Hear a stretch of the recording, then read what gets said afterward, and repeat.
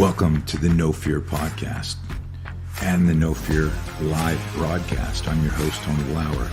If you're into mindset training, performance psychology, personal development, you'll dig this new format. No Fear Live is a unique broadcast, and it's different from the No Fear podcast. We decided to go live because we wanted to create the opportunity to interact with people like you all over the world, where anyone can log in and ask questions, and in some cases, you may even get invited into the show. The great thing about the live broadcast is that it's much more personal for the listener. That's you. Remember, self-defense isn't always about a confrontation with someone else. The first and most important fight is winning the one inside your head. The legend, how are you? Oh, no, the true legend. I am incredibly honored to meet you, sir. Wow. I've been following you since I was, probably a teenager. Wow. That's amazing. Well, now I know I like you. Yeah, no. I think I was living in my wife now, but we moved to Los Angeles in '94, and I believe that's, for some reason I recall that time. I don't know, were you really kind of going off on in the '90s? You were everywhere, man. I mean, yeah. I mean, still are. But that's where I first started hearing about you, and I think what really kind of interested me, and as well as the rest of the world, and what you were doing, was how you addressed those little micro progressions that go from just one guy looking at another guy the wrong way to, you broke down that part, from like what all the posturing and right. Next thing, like the adrenal dump and all that stuff, and I thought that was fascinating. That's wild. This is a better interview than I thought. You're interviewing me or talking about my stuff, but I actually I didn't know that you, when I discovered you online, I didn't know that you were a lifelong martial artist. Let's discuss that. Thank you. I have been a lifetime martial arts enthusiast, but I haven't really studied a lot of martial arts. Right. So, but I've been fascinated by them, just like a lot of guys. It's just been a part of my life since I was a little kid. I was watching, I think it was a CrossFit video. Mm-hmm. And you were discussing how you discovered martial arts. And Tony, I'm 54. How old are you? Turning 63. 63. Okay. May. All right. Yeah. So 8-10 years apart. Yes, sir. But this is I'm gonna have to ask you to put on a shirt so I can't see how ripped you are and muscular. Could you? I'm sorry. It's hot here today. No. It's inspiring. And let's go back to this. I discovered you online, and I'm like, holy fuck! Look at this. Your physique, but you're doing stuff that was so innovative and creative in the way you're moving, and slow and intelligent and methodical. And I just, you know who Mike O'Hearn is? Oh yes, of course. Yeah. So I've become friends with Mike, and what a nice guy. We were talking about how he trains, how he said something, I'm going to paraphrase it. And I just heard him say it. It was just on Tuesday. He had me on his podcast, and it was like, he said he moves lightweights as if they're heavy, and then heavyweights as if they're light, in the way he thinks about his warm up, where most people like rush through a warm-up and rush through the lighter weights so they can get to their PR or their max stuff. And he talked about how, like, if he's just warming up with a bar, he's pretending it's so heavy that he's moving slowly. And he's thinking about everything from the neurological to the ligament to the tendon to the muscle. It's not just about slinging weights. And I thought that was so deep. But I see that in you, in the way you like, even though And I love the way you write. You're really a master of your craft, man. I mean, it's Thank amazing you. what you've done. But I want you to talk a little bit about. Um, I mean, we can start anywhere you want, but what you're doing now, you don't see in the industry. Like very innovative, slow, intelligent. We can tell you're going to be explosive. But what did you discover along the way that created what's now kind of your protocol? Okay, we'll go back to me being a lifetime enthusiast of the martial arts, but Mhm. um, not a lot of formal training. I've worked with various individuals and just worked out myself, and a lot of garage stuff, but I'm not an accomplished martial artist in any discipline or form. But what I and it's not like I don't care, but a lot of what I do with my exercise, my weightlifting, is when I've rolled in jujitsu. I used to work out at the Eno Santo Academy. Where were they, off of Lincoln back in the day? In But Torrance, the old one. Torrance. Oh no, I think. Gee, did they move to Torrance? They had a gym by the airport back when I was there, but maybe they moved it to Torrance. I know that Gracie was in Torrance, right? Yeah, Was in yeah. I mean, right. I went and visited Dan in 1980 at a location there where Uh-huh. I moved to LA to help build the World of Bruce Lee Museum, and Oh, okay. that was a crazy thing having uh, Bruce's mother and Linda Lee and all the magazines there when we launched, and we did demos. It was crazy. I haven't thought about that in decades, but yeah. Yeah. So when so I get beaten a lot when I go to these places because I haven't put in the time. I Right. got a base that can keep me all right, but I always end up getting my ass handed to me, and which is I'm always extremely grateful to every individual that does that. It's because I learn actually more about myself and a lot of the motivation for what I do with the weights comes from for my deficiencies on the mat or in the ring. And I just try to develop exercises that'll strengthen and develop some of these attributes. Like I've noticed when I've wrestled and everybody else, there's a lot of split stances and lunges and things like that. And there's this one thing I do, what's called an orbit lunge with a kettlebell, where I'll spin it around my head and drop it off to one side as I Mm, step back into a lunge, and then I'll cycle that over to the other side. And those drills I found really helped me both. Like I like lunge patterns because they simulate a shoot for the legs, right. or a sprawl. Right. And yeah, and yeah, every time I've had somebody shoot for my legs and I've had to sprawl, usually these people always in some way had a hold of one side of me and were trying to tip me or put me into an asymmetrical base, which then I would have to kind of. So I try to simulate those conditions by building them into some of the exercises that I end up doing. So Wow. yeah, I basically, to me, I mean, deadlifts and squats and bench press, those are foundational. Before we go any further about all this fancy stuff, um, I want people to know that on my Instagram, I said that, hey, I'm a 54-year-old guy and I train 20 minutes a day, which I do, but uh, a lot of my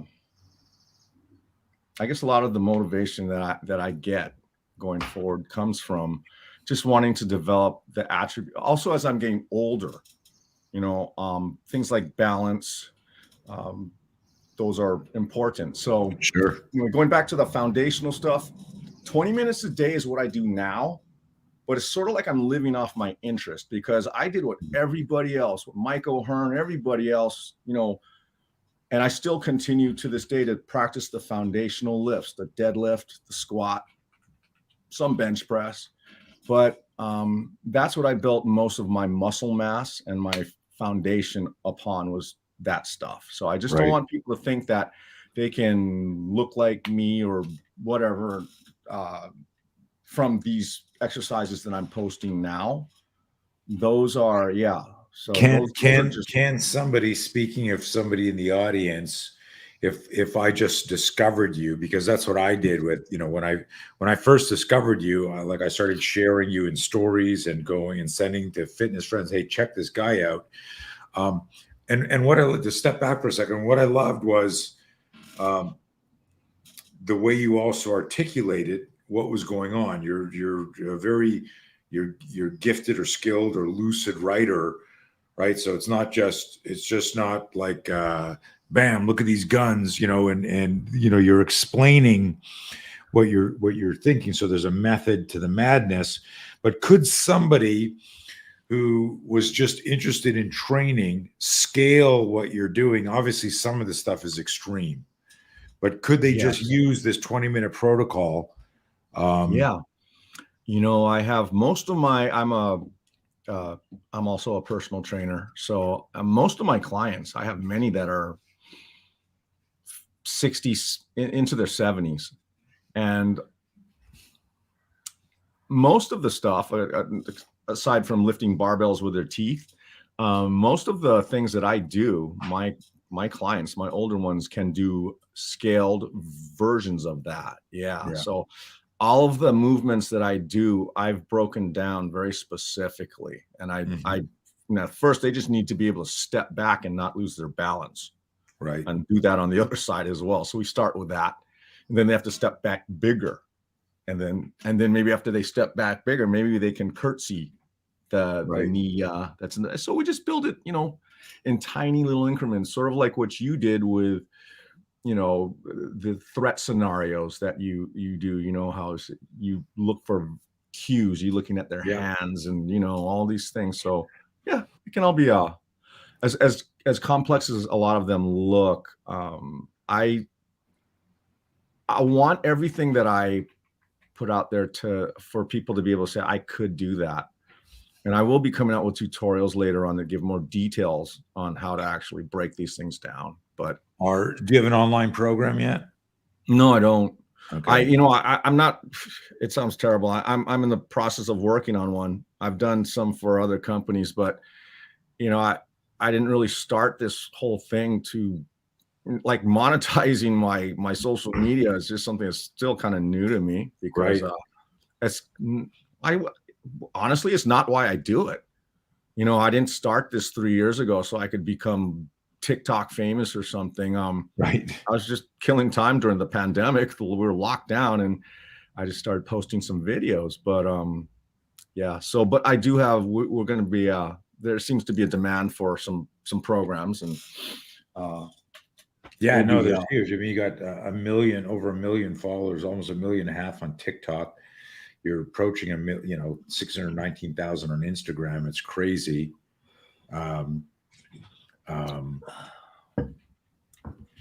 Yeah, it's amazing. It's very, very impressive, man. And thank you. I was selfishly wanted to pick your brain, please, on. So I'm personally have been dealing with a lot of nerve pain issues. And hang on a second, I just got this stupid pop up. Elisa, did you see this? Trouble streaming to Facebook. Yeah, it's an issue from Facebook. We're good. Okay, so screw them. Do I just remove this destination? You do that. I'm going to continue talking with Bill. So for me, the pain, I got neck pain, back pain, stenosis, old injuries, scar tissue, crazy shit. And there's times where I'm very disciplined. I mean, look what I've done my whole life. Mm-hmm. And I'll go to work out and something will start hurting. And I just it's just easier to avoid the workout and go do something else. You've got a bunch of aging athletes as clients, everyone's in pain as you get older. I don't know, especially in my community. I've been working mostly military, law enforcement, defensive tactics, martial artists. Everyone's got a screwed up knee or shoulder or neck. If you're doing it with any type of intensity, there's no way you don't have scars. Right. What's your, in terms of personal resilience or mantra or mindset just to keep going? What can you share on that? Okay. This is something, that's a great question. This is something I guess fortunately I came up with when I was very young. I was forced to. One of the reasons, this will be like, let's use this as an excuse. When I was younger, from my teens well into my almost to the age of 30, I had very loose joints. When I was living in LA, I think I weighed about 220, and I was huge. I was just all muscle. But so looking at me, you'd think I was just a rock. Yet if I jumped in a swimming pool the wrong way, I could dislocate one or both shoulders. Wow. That's how. So that kind of prevented me from doing a lot of jujitsu and even kickboxing, because if I would throw a punch and I missed, my arm would keep going and just take the socket with it. So, but anyway, I had surgery on my right shoulder and I'm right-handed. So I was forced to use my left, but I was ready for that, because years before that surgery, when I was probably 14 or 15, my parents got me a heavy bag. And I remember I hung it on a tree in the yard, and I started just wailing on that thing. And my brother came out, my older brother, and he was kind of watching me. He's all, so why don't you punch that thing with your other arm? Because I was only hitting it with my right. And I was like, huh. And I don't know, felt good with it. So I tried the left, and I was shocked at how terrible the left was. And then I would start boxing and sparring with people at school. And these guys had more training than I did. They took karate and all kind of stuff. And I found that though I could beat them if I was an ambidextrous fighter. Okay. So I learned both functionally, like as a martial artist, the chance of you breaking your dominant hand in a fight is pretty good, especially if you're not using open hand techniques like you teach. Most people tend to just throw a fist. Sure. And that can sometimes end up in a broken limb. So my thing was, I wanted to have two right hands and two right legs. And that serendipitously turned into a concept that is not new or unique to me. There's plenty of guys that have talked about this, but I experienced it at a young age, and I've been doing this ever since. And I believe I have wear and tear and some busted things on me too, Tony. But if you look at your arms and your legs as roads into a city, so your arms and your legs are roads through which the gravity of this. So your arms and legs would be roads that the gravity of this planet enters your system on. So if a lot of times people are extremely one side dominant. They reach for everything, they grab, they even if you're going up a flight of stairs or stepping up on a curb, if you're right hand dominant, it's very likely you're stepping up everywhere in the world with that right leg first. And over years and years and thousands of reps of just all the gravity entering on one side of the body, it's going to start. You imagine having a car that looks great, everything's fine, but on one side of the car, the shock absorbers are very tight. And on the other side of the car, the shock absorbers are kind of loose. So the car looks like a car, but when you drive that thing, it's going to break down a lot faster, because the force vectors entering that vehicle are going to be asymmetrical and diagonal and all over the place. So going back to your question on, like pain and things, a lot of times the pain we have is overuse, chronic, just overusing one side of the body. And like you mentioned, necks, things, whatever, oftentimes yeah, if we start switching over to the lefts, to the non-dominant side, and you make that like it, for me, gosh, this has been, I call it a mild but constant obsession with symmetry. I always want, have you ever gotten, to the point where you're like kicking or something or punching and you kind of forget which leg is which? Like, hopefully because they both feel similar. Right. That is what I want. That's the place where I like to be, is like, I want everything to be the same. So, that might not actually immediately fix what you're talking about now, but if you start using the other side of your body, you'll be shocked that, number one, Yeah. how difficult that is. And, but over a course of time, it gives this side some time to rest. Yeah. You know, What's like what's it? I'm sorry. No, I was gonna say I'm smiling on the inside because I've always, from day one, I'm completely ambidextrous as a fighter Oh, and good, work both. okay. So I think what you're saying is genius. I think it's like, I agree with it. I always tell people, like, you don't know what side you're gonna. I would tell my students back in the 80s, you don't know what side you're gonna get attacked from, so you can't have a favorite side. You can't jump up and spin. And so we would always practice both sides. And I would sometimes do more damage with my offside because I had developed better efficiencies because I couldn't muscle through it. So it's interesting. Even when I had a neck injury that damaged the trigeminal nerve in my neck, in my face, Okay. I started brushing my teeth with both hands and practicing. And that was really weird the first time you try to brush your teeth with your offhand.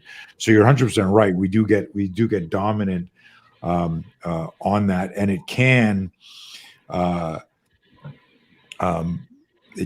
create wicked imbalances in your body, for sure. That creates, going back to your car analogy. I think I've had some injuries that have forced me. I think where I screwed up, had you been coaching me decades ago, is all my demos, when I would do really hard cold demos, because the big thing with the spear system was, I would say, like, in a real violent encounter, you don't have a chance to warm up. Exactly. Right. Right. So I would do a lot of my experimentation and developing my system completely cold. I wouldn't warm up. So I'd say to people, okay, we're going to do this, like, go. And so I knew that my dominant side was safer for me in that type of experiment. I think I did my 10,000 miles right side forward, created internal rotations and injuries and on there and stuff in my neck, that now my body, and even though if I demo it, you can't tell which is my good side or my not my other side. And I like what you said. I want two right hands. Like I go, my weak side is my left hand, but if my left hand is better than most people's right hands, There you go. Build That's it up. it. But, so going, I'm sorry, Tony. No, please. But yeah, I guess the other part of the answer to if I'm understanding your question, is what do you do on the days that you go to the gym with the best of intentions and just for some reason, oftentimes people ask me, hey man, you post every day, and apparently, and what I post every day is what I actually trained. It's not like I do a workout and I say, oh, let's just do a circus thing for Instagram and put that up. No, it's always a slice of my workout. That's what I post. So people ask me, man, there's no rhyme or reason to your workout schedule. One day you're doing gymnastics, the next day you're throwing sandbags, next day you're running on a hill. But my whole thing with that is a lot of the way I select these exercises and based on what doesn't hurt from the day or two before. Right. So I will, like if you say you have a bench press workout or something in mind, and there have been days where, due to shoulder issues I have, where I think I've posted videos where I was like barely able to bench press, what was it, 185 or something, because I hadn't done it in a while, and it wasn't a very good day for bench press. So I just switched. I just, the pushing on the shoulders did not feel great, but pulling did. So that workout turned into a more of a pull up and a horizontal kind of rowing type of thing. So yeah, I just work around, and I also use light weights and I move them slow. People ask me, why do you move your weight so slow? Well, if you have some of the joint issues that you Right. and I and everyone else has, if I move a weight slowly through a full range of motion, it gives my body time to take that weight and distribute it as evenly over a large surface area as possible. Yeah. And that allows me to use weights that are heavy relative to my condition of my shoulder. It just allows me to load the joint in a way where I can still get a good effect on the muscle, but I'm not, dropping things and overstressing my system. Are you at a point where, I was talking about this with Mike O'Hearn, and I've kind of lost that because of just some of the pain shit I've been dealing with in the last couple of years. Mm-hmm. Where there was a point where I was training so much that if I didn't train, I didn't feel right. That my body, and I just saw something on Sean Stevenson, Model Health, Sean Stevenson. Do you follow him? I can't say I do. I got to send you a link to him. Check him out. Okay. Really, really super, super smart guy. Great guests. Cool. Probably need to get you on his show the next time you're over here.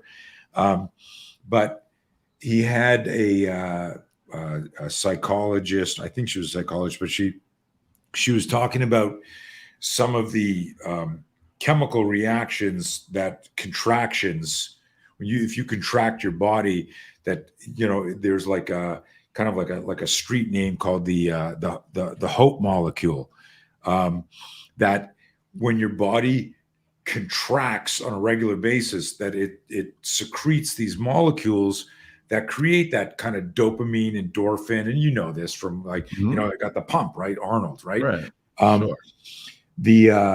And I was talking about this with Mike. I said, you get to a point where if you hate running, but you find a way to create a running, like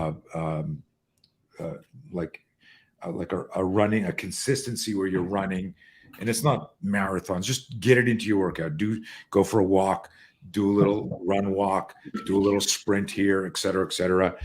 At some point, the adaptation happens where you wake up the next day, you're maybe thinking about going for tea or coffee, but you go, man, I feel like going for a run. Like there's a part of your body, and some people call this muscle memory, and I don't know if you use the term. I stopped using it a long time ago because I realized muscles didn't really have the capacity for memory, that what we're talking about are neural patterns and the signal speed of the myelinization of the neuron, all this. And everyone still says, oh, muscle memory. I go, it's not really muscle memory, but what are your thoughts on that? And also this idea of like, you get to a point where there's like an internal momentum where in the same way we need to eat, in the same way we need to sleep, that you get to a point where if you're consistent and you show up every day, your body then goes, oh, by the way, we need to sleep, we need to eat, we need to go to the bathroom, and by the way, we need to rest, we also need to work out. Yeah, well, okay. I've tried, well, let's just go back 3 years ago when I started this whole social media thing.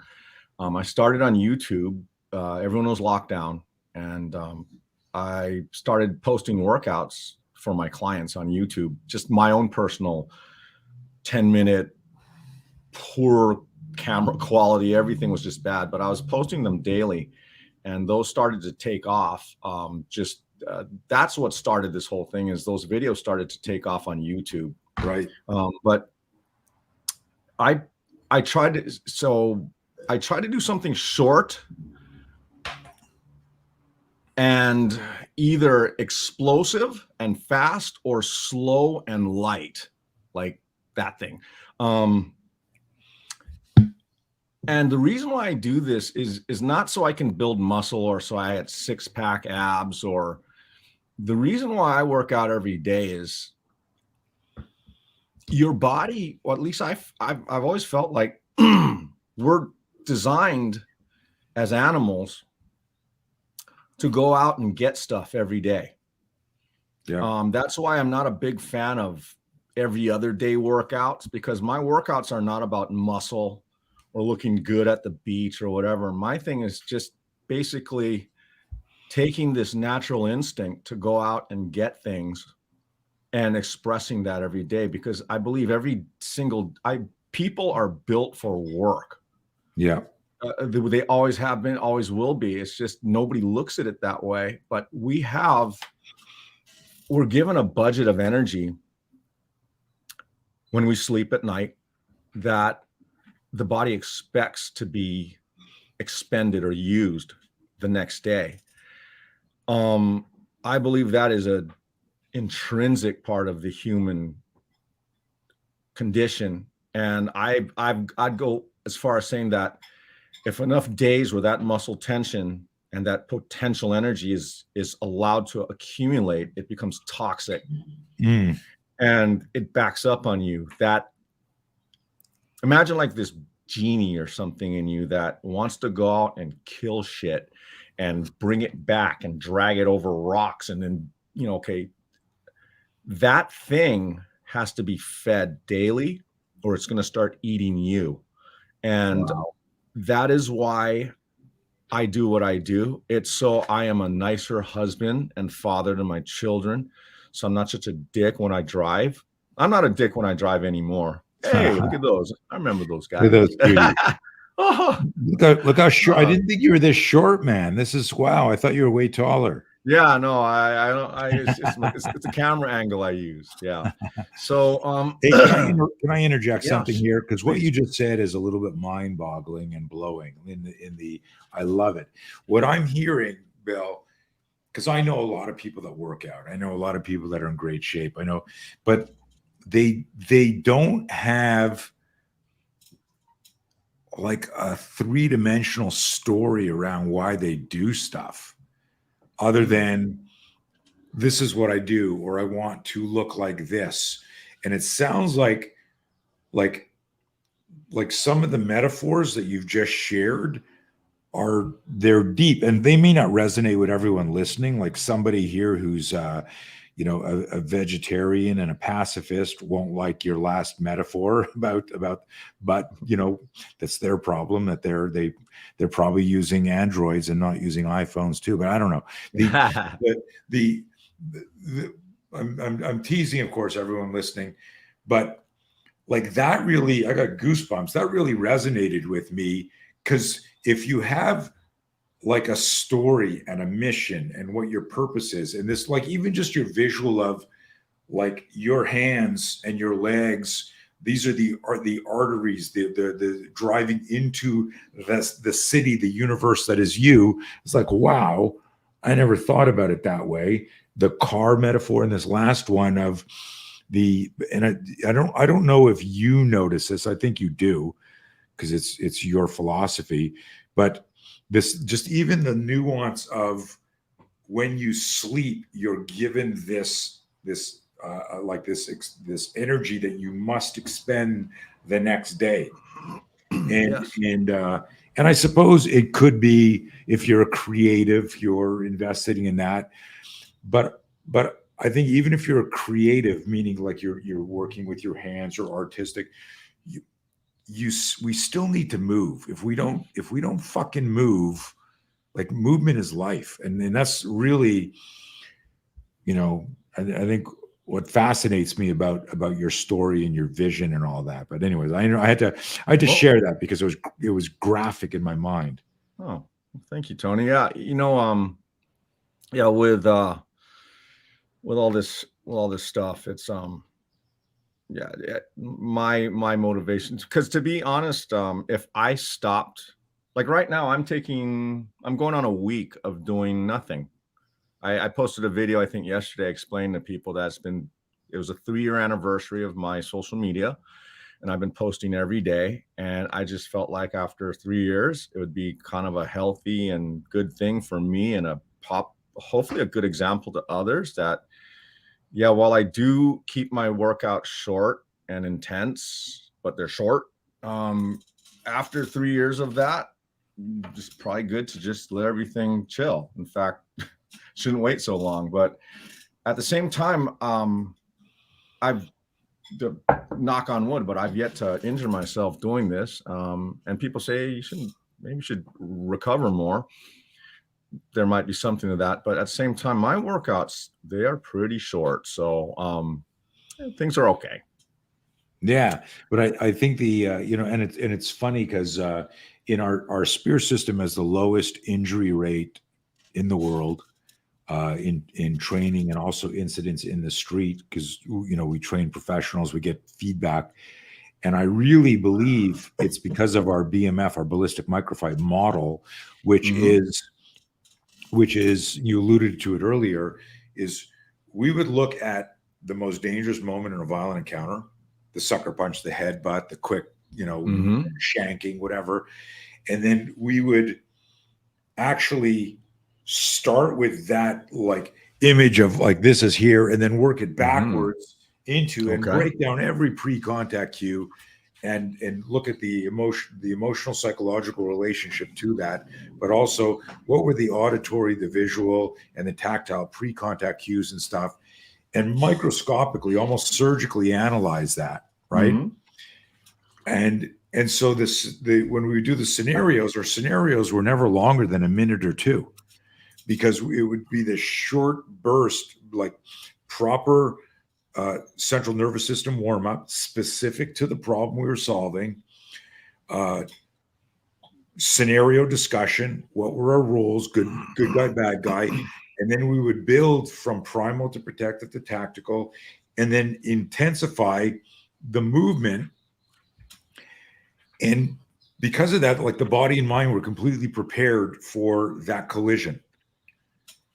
And so we weren't sparring for 20, 30 minutes. We would do these BMFs, these microfights, where you would do, instead of doing like 20 minutes where maybe you're off balance or you got hit, because you would do like 21-minute interactions. Okay. Boom. Almost like, think about this.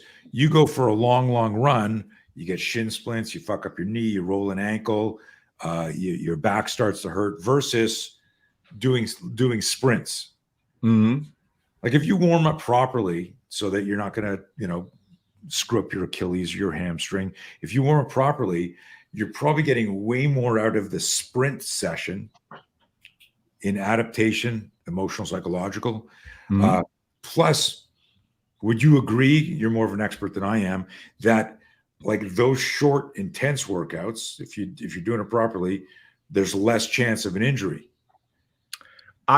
That's worked really well for me. That's for sure. I mean, that's kind of what you do, a shorter workout.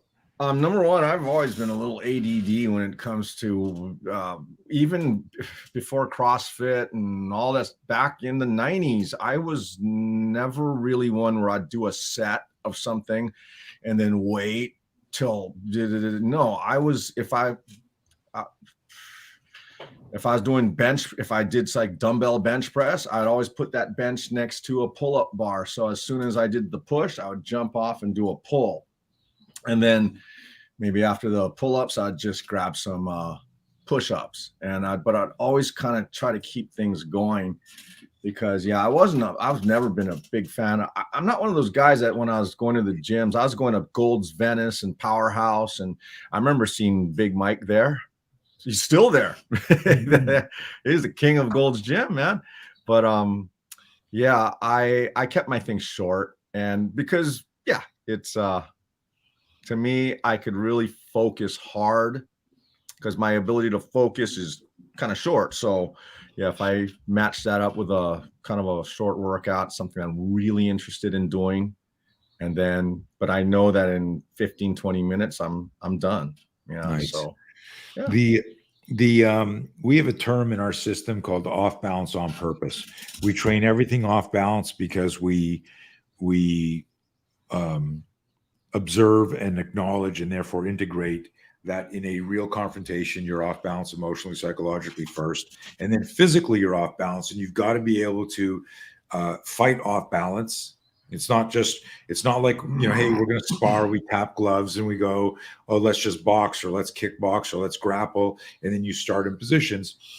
And I notice a lot of your movement, and you sort of explained it, not sort of, you did explain it earlier, that there was a strong influence in your combat sports positions, the lunges, moving forward, stepping backwards, the lateral movement, whatever. But some of this is more of an observation than a question.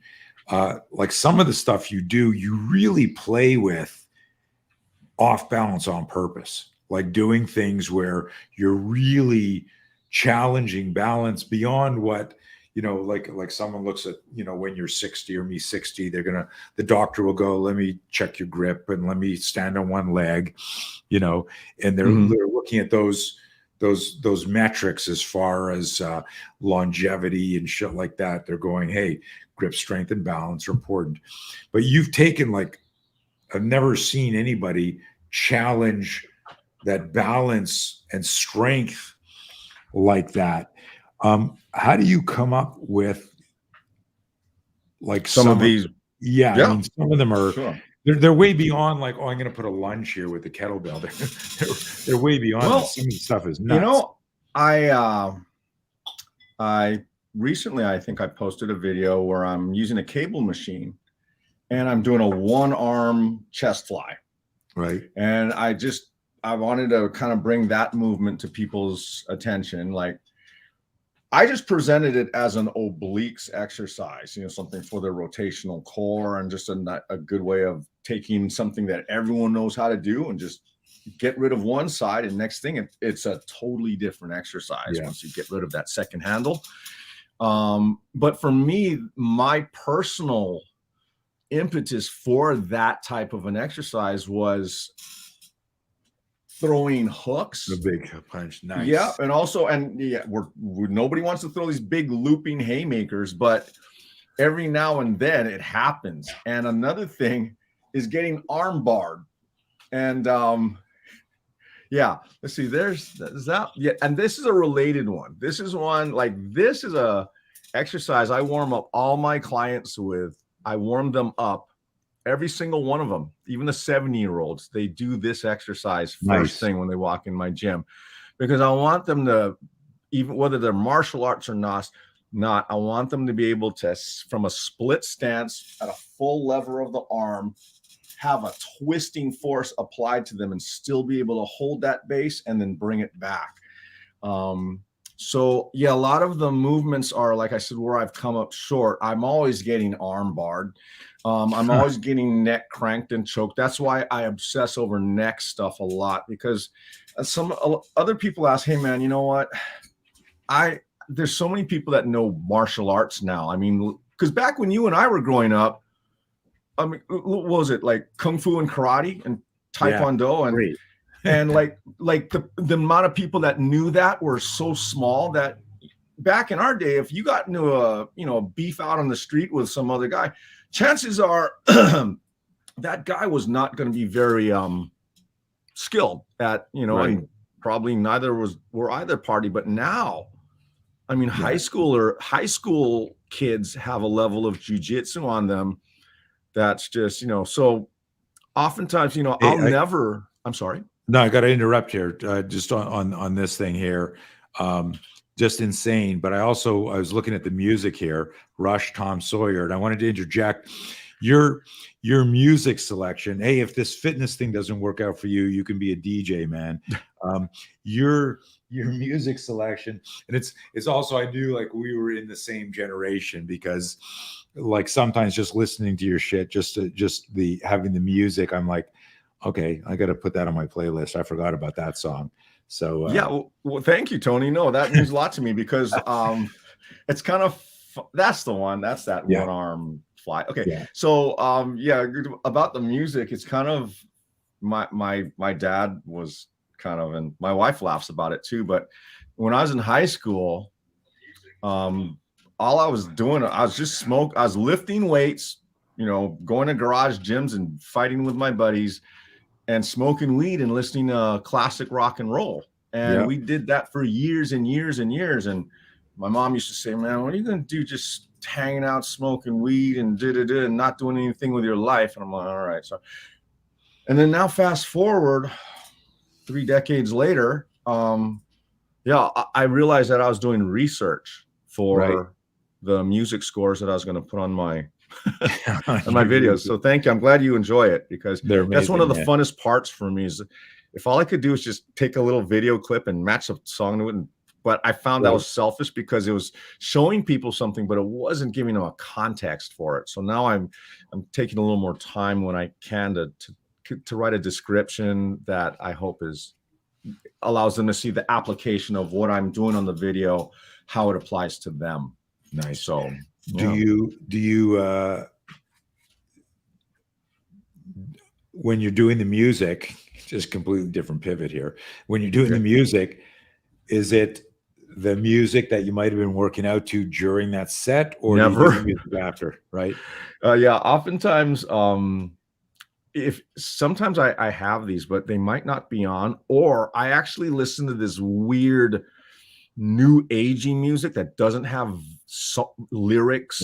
Yeah. And so there's not a lot of undertone. There's not a lot. It doesn't.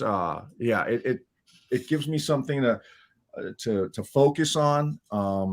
Kind of gives me a good push. But the music that I put on my videos, it's rare that I'm actually listening to that song. Yeah.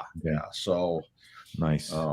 But that is the music that if you're jamming music. Oh, that's what that's that in the car. Yeah, and I refuse to use trending music and all that, because like you said, man, I'm trying to represent our generation. Right. And if I need some silly trending song for my video to get out there, then forget it. I'd rather not. Right. Because hopefully if my content is resonates, then hopefully I can use just, the kind of music that you and I like. Yeah. No, and hopefully others.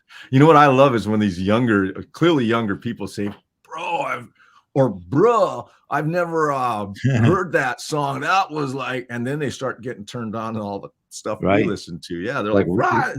With real musicians. Yeah, exactly. You know what's super cool? What's super cool is my daughter, who's 25. That's my middle daughter. My younger daughter, she's like an old rock and roll soul. I mean, she listens to all the stuff that we listen to, and I'll come in her room and she got her headphones on, and I'll ask her a question. She'll take her headphones off, and she's listening to Zeppelin or like old AC/DC or old Beatles or classic for shit. Sure. Yeah, more power to her. Yeah, good for her. What is a we'll talk a little bit about how people can either train with you after and get to your website and stuff like that. Yeah, are you teaching on Zoom much, or mostly just in person? Mostly in person. I do have a few Zoom clients that I am. They're both they don't live in the state, but most of the training I do is in my studio and in Kapahulu. It's an area that's close to Waikiki, and I've been there about 20 years. Nice. But nice. Yeah. What's something you're starting to do a lot of podcasts? People are starting to go, who is this guy? Right? You kind of like, you're an overnight success after 30 years, right? After 30 years, yeah, sure. Yeah. And is there something that you wish we could talk about and share with the world, or a question you've never been asked that you really go, it'd be cool to talk about? Because it doesn't have to be about, your physique. Is there something really deep and meaningful to you that you would like to discuss or share, certainly with my audience? Because this ends up going out to about 18,000 people that are on my newsletter. And then we share it, of course, on LinkedIn and Twitter, and it's streaming live on Twitter now and live on LinkedIn, and it was on Facebook, but they had some sort of issue. And of course it's on YouTube. But what's near and dear to your heart besides family, fitness, family and friends, and human connection? That is that going forward. as I look at this chat GPT technology and Yeah. just social media, I mean, forget chat, just social media, the way, and I've had a chance over the last 3 years to learn a good amount about how social media affects both the creator as well as the consumer or the viewers. Yeah. And when I first started doing this and things started kind of taking off, I was trying to ride that momentum, and I kind of disengaged from my family for probably at least a year and a half, and it was kind of just, yeah, I just got caught up, and yeah, I just realized after a while that, I was kind of drifting away from my younger daughter, and well, both my kids for that matter. My wife and I were not really in a really stellar place at the time, so it's not the funnest, exciting message to get out there, but it's something that to me it's so fundamental to the future going forward for all people, is because the way things seem to be turning out is technologies and things seem to almost like it seems likely that AI, and there's tons of videos that I've out there, and I've watched a few, that AI, not in the future now, can be a better friend or partner than a real person. And that really concerns me. Yeah, it's disturbing. Like, apparently in Japan, that's a big thing. For years, they've been having people, and that movie Her, right, with Joaquin Phoenix. To me, yeah, and these AI programs that are able to take what would take a human composer or artist weeks or months to produce a music score. Now, apparently AI can do that all in like 0.008 seconds and have 50 iterations of that at the same time. And it's just, we seem to be being devalued, and are devaluing ourselves, for the sake of convenience or likes or whatever. And that's another reason why I'm taking this week off, is like, and I'm probably going to do this a little more going forward, is just to kind of reconnect with people and things. Even when I'm not, like, I'm just going about my day, I'm trying to drive without any device on, no earbuds in, take off my sunglasses when I can, so I can look people in the eye when I'm on the street.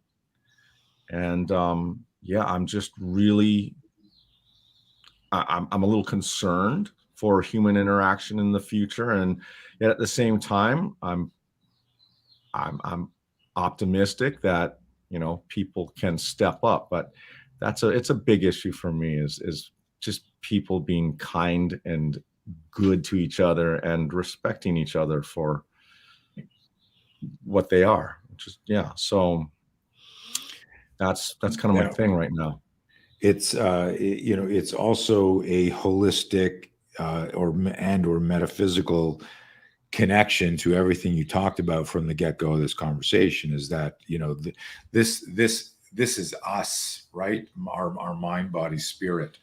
And you got to take care of the vessel. You got to take care of we could look at the science that your chances of living a healthier, longer life are optimized when you are eating a lot of protein and building muscle. And there's a ton of research around that. And so your message about interaction and tribe and connectivity is huge, because in isolation, there's also a lot of research that affects us, from anxiety to emotional, psychological factors. And you mentioned the artificial intelligence. I would like to throw in there, without getting my show canceled, just this globalist mentality of, like George Orwell would be spinning in his grave now, watching what's going on with censorship, with the direction of the world, where everything from family unit to being able to speak your mind and talk is just being fucking ramrodded and directed in another way that completely opposes what you're talking about, of of connecting with each other and respecting each other and learning how to communicate and interact. So I think that it's a huge message and an important message, and I'm glad to hear you share that, and hopefully people internalize. And for what it's worth, just about every day, Hawaii is a small place, so just about every day when I go to the market or somewhere, just walking on the street, people will call out to me or they'll recognize me. And or I can see people keep looking at me and they're thinking that's that guy. And I know, like, my wife and daughters now, they can kind of tell when people recognize me because they'll look, and then next thing their phones start coming out and they start talking. They keep. What I want people to know is that I'm a really nice guy. I might look a certain way in my videos because I'm really trying not to fall down or break my knee with my kettlebell, but I'm not pissed off and angry, and I'm not some samurai warlord that, I'm just a normal guy. So if you want to come say hi, please, I'd love to meet anybody. Right. But, and I'm a guy. I'm just, because sometimes people, I'm very flattered, but they'll be like, it's like they're meeting someone like you. And I'd be like, bro, come on, man. I'm just a dad, man. Just approach me like that. It's funny because like all my kids' friends are like, I'm so scared of your father. And I'm like, I was always the class clown, and I'm still at 62 years old, goofing around and teasing my wife and teasing my kids like I'm 15 years old. And I'm very much like you, man, but there's an intensity that people see in what when we're talking or teaching or coaching, and they relate to that. And I think if you approach anyone and just respect them as another human, and it's okay to be, people look up to you, man, and it's like, oh, there's that guy. But every time they see a picture of you, like you're swinging 100 pounds of weights through your teeth, every muscle is striated, and going, I hope he doesn't use me in one of his videos with his but I get that. But you are, you self-deprecatingly joke that you're not this warrior, but you are in a different way, and I have no doubt that because of how you train and how strong your mind is, that you might not have a belt in this here, but you're a fucking killer. You're like Jordan Peterson's quote, right? The harmless man, right? Quote where he says you're dangerous when you need to be dangerous, but you're just a good person. You've got it under control. And if you had to protect yourself or your family, not only would you, because of some of the stuff you've done, but your stamina, your endurance, your strength, your grip strength, it'd be insane. And it's funny in some of my seminars, I ask, and it's usually like a bunch of 100 black belts in a seminar, and I go, who would you rather fight? A boxer, a wrestler, a martial artist, or somebody who knows nothing? Before you answer, because they're ready to answer, before you answer, the fight is to the death. And all four people, the boxer, the wrestler, the black belt in karate, and the person who knows nothing, all four of them have agreed to fight to the death. Who would you like to fight? Who would you fight, Bill? Well, based on what I know, I would probably go with the boxer first. The guy, let's see, we have a boxer, a wrestler. We have a boxer, a wrestler, a black belt in traditional karate, and somebody who knows nothing. And all of them have gotten to the point where they go, we're going to fight to the death. Boxer first. Karate guy next.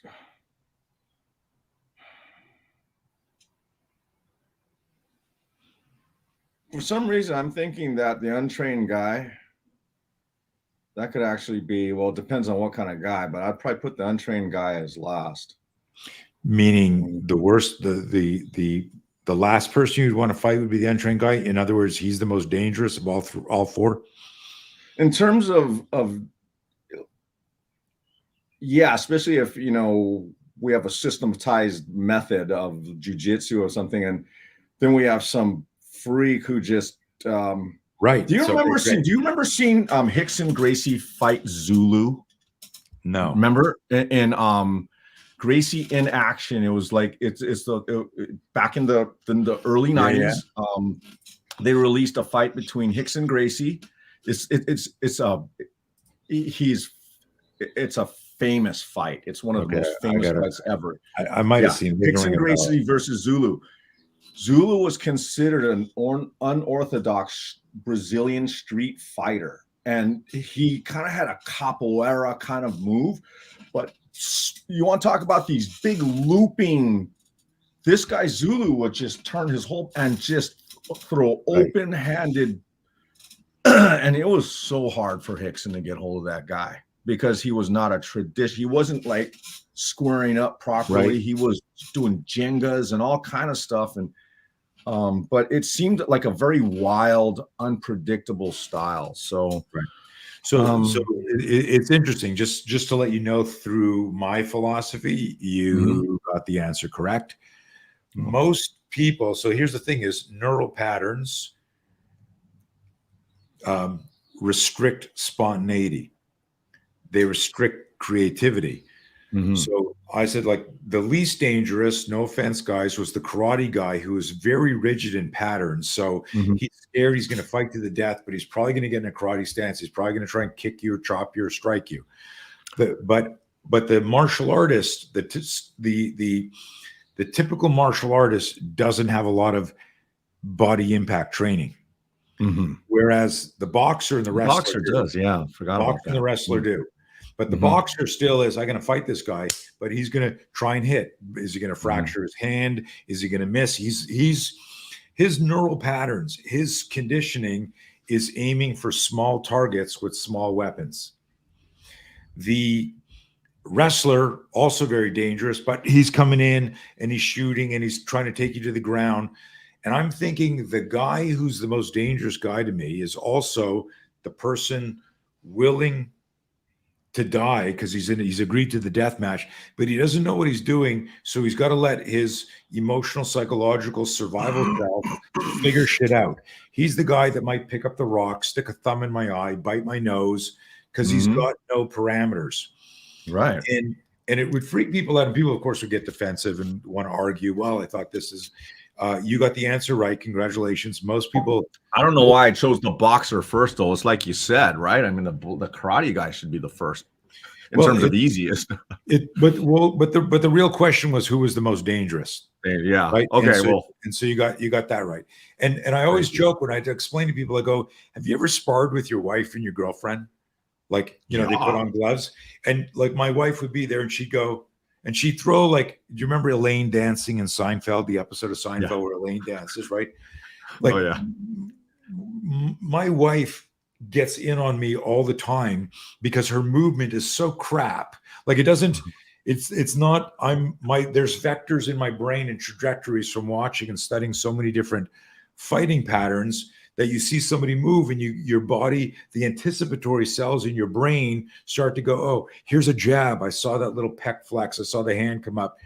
So your anticipatory cells are getting ready for that jab to come in, where you're going to slip it or parry or whatever. And then there's some weird fucking Elaine dancing angle that hits you, and your brain doesn't have the angle. So I explain it to people, but you got the answer right. Super interesting. And so, but the message for everyone listening here is just that, is you can create this. And I want to tie this back to how you move as a coach, I'm almost going to call you a tactical athlete, because you're always doing stuff off balance on purpose. There's always this challenge of balance, and you're having to recruit like the proprioception and kinesthetic perception that you must maintain to do your movements is far more, it's far more of an investment in total development than if you're just doing like two classical planes of movement, right? I'm doing this or I'm doing this, and you're moving like a robot. I love what you're doing, man. I'm inspired and motivated by by the Tony. shit you do. And I'm excited. This is our first time talking officially. I'm excited to learn that there's a whole philosophy behind what you do, and I dig that. Thank you. Yeah, no, I've had some time to kind of work on it. So it's I guess it's yeah, what's funny is when I told my wife everything, or a lot of the stuff that I post, I've been doing in anonymity in my office for 20 years. Like, people would at lunchtime or end of the day, people would go home and I'll just take out whatever barbells and put plates on only one side of the bar. And I was doing all this stuff, but to me, it was just kind of weird stuff that I do. And I didn't really understand.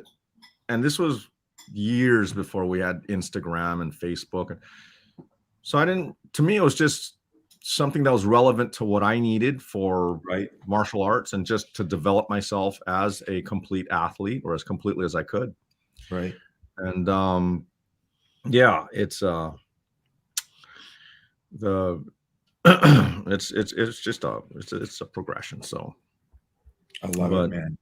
I love it, man. Elisa, let's pop up the website and the social media, so people watching this, Fit Pro Hawaii, and of course, Tony, you know, my website, it's pretty much like I said, something I tell everybody is, I'm a really low tech guy. I don't really like this social media thing. Is wow, it was kind of new. I'm still learning about it. But my website, fitprohawaii.com, I've kind of that's for my training business. Yeah. And I barely even use that site because I have all the clients that I can accommodate right now. Well, mostly. And I don't even know what it says on that anymore. So the best way for people to get a hold of me is to DM me through Instagram. Yeah. Big gang. There's also my my email is attached to my Instagram. It's fitprohawaii@gmail.com. Easy enough. And yeah, that's the best way. All of the things I do through social media is mostly done through Instagram. So yeah, and you're also very responsive when you can. You answer a lot of someone asks a respectful or interesting question, you're always on there. So that's great to see. Yeah, try. So Bill, it was amazing meeting you. I look forward to meeting you in person one of these days soon. Me too, Tony. Yeah. So you're in California. Yes, sir. Right? I moved. Okay. Yeah, I used to be East Coast, lived in Canada, moved to Virginia Beach for a few years, moved out here in 2010. So I'm in San Diego area, North County, Encinitas, Carlsbad area. All right. How often do you see Big Mike? More and more. You know, we've known each other now almost 2 years. You know, our longest talk was Tuesday morning for about 2 hours on his podcast. Normally we'd see each other at an event through some mutual friends, chit chat. And I didn't know that he was a lifelong martial artist. Oh yeah. And, you know, I just knew him as, you know, the second most famous bodybuilder in the world. Right. No, you know, here's a funny little thing. I don't know if Mike's going to remember this, but I worked with him for a short period of time, excuse me, on a gladiator type show called Battle Dome. Okay. So this was, I believe, after he had finished with Gladiators, and this competing company tried to pick up that Gladiator thing. I don't think the show made it. Clearly it didn't. But I had back in the early 90s, who didn't know Mike O'Hearn? Right. I mean, I was living in Santa Monica, and I was working in a store, a supplement store that was right next to Gold's Venice, and Mike would come in, and but when I worked with him on that show, that's where I kind of learned how athletic and the degree of his martial arts ability. Yeah. Wow. He's for a huge man, badass, man. Yeah. Yeah, And no. I didn't know until I started getting to know him. So we talked a ton about Bruce Lee and Brandon Lee and martial arts on the talk and everything. But it was really cool to get to know him and his wife and stuff like that. But yeah, no, he what a was. small world. Yeah. Yeah. No, but yeah, next time you talk with him or whatever, please tell I him I will. said hi. I don't know if he'll remember me, but Bet he will. I it was just good working with him back then, and he's a cool guy, man. Please tell him I said hi. I shall. I might see him this weekend. Bill, it was so good. Thank you so much for your time. I know you're Thank you, Tony. you're in your kind of rest week, so it was nice of you to jump Perfect on. week. Yeah. Really nice. Again, guys, go follow Bill. Go check it out. All of you listening to this are aging athletes, and understanding, how to move like this and keep ourselves healthy, and just even, just watching, just this reminder of to show up every day is so fantastic. Sir, be safe. Continued success. You too, Tony. Thank you so much. Hang on 1 minute. We're going to let the files upload here. Okay. And guys, remember to share this with your family and friends. We'll get Elisa at a later time to edit the beginning out where we had some technological delays, so it just kicks off right away with the interview. But please tag us and share us, follow us on YouTube, and we're trying to grow that account. And make sure you follow Bill on Instagram and message him if you got questions. He's very responsive. Yes. Thanks, Ben. Thank you, Tony.